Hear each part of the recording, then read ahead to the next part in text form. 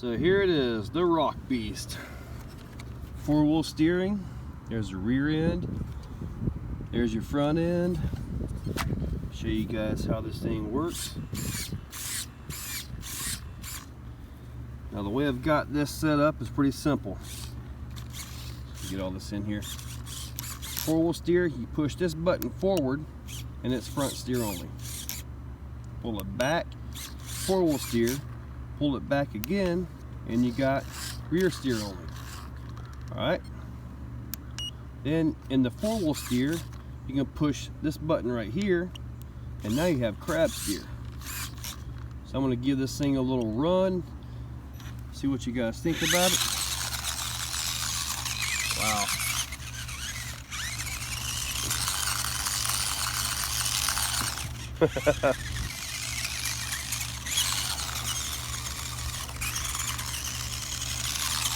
Got a little hesitation there. Oh yeah. We may be having a little brownout here.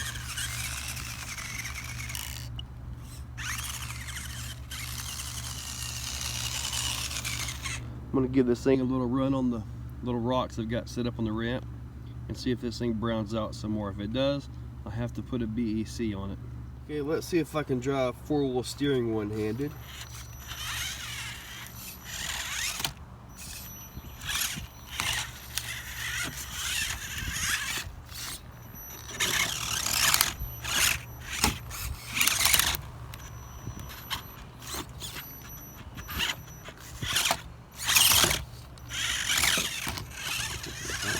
Totally off the course.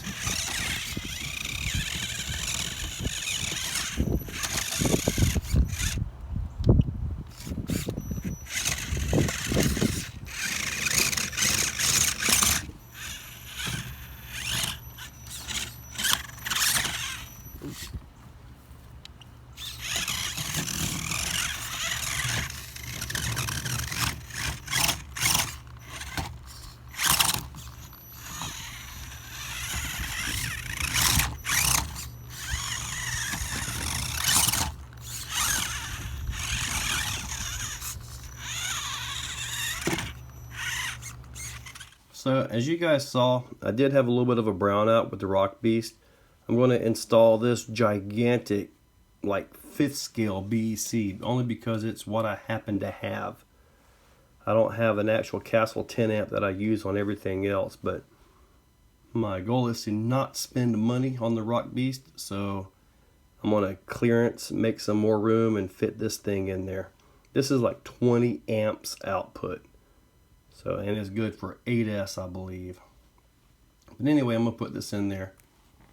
That should take care of any brownouts. Let me try to explain a brownout for you guys.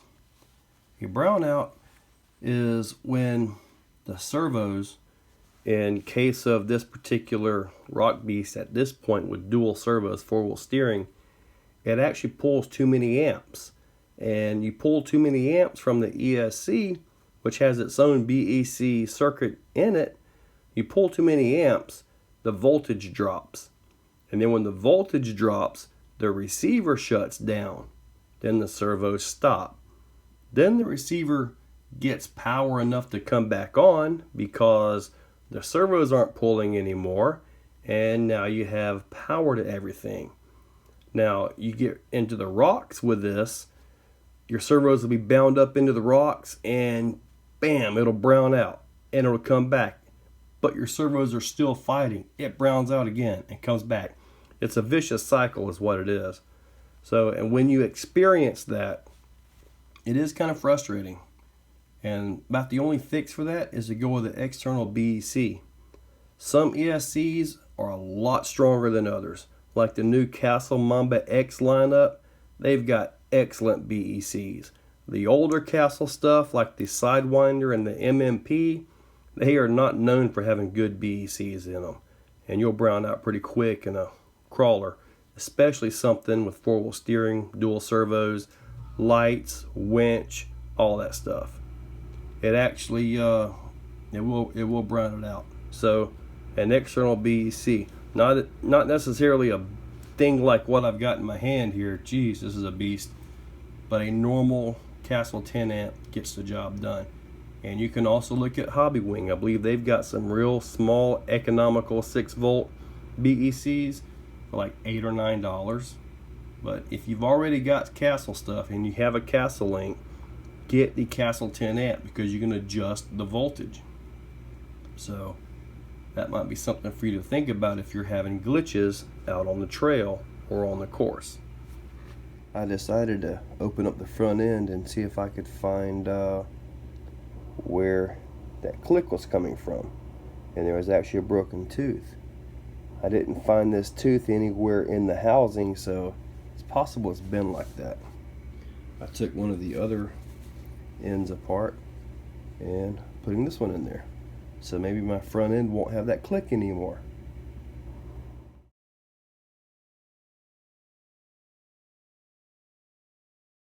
So I've got that monster BEC in this thing now. Let's see how well it turns. Oh wow. Monster BEC is in. The new transmission gear is in. Oh yeah.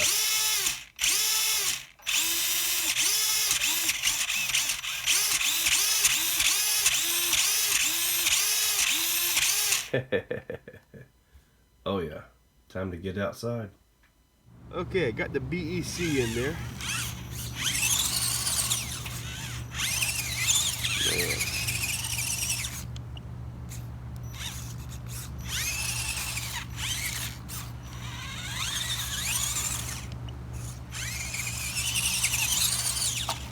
Oh, I gotta go try something. The goal here is to see if I can get a cyclone out of this thing.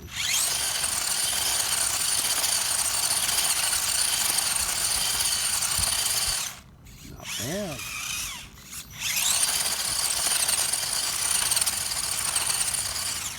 I like it.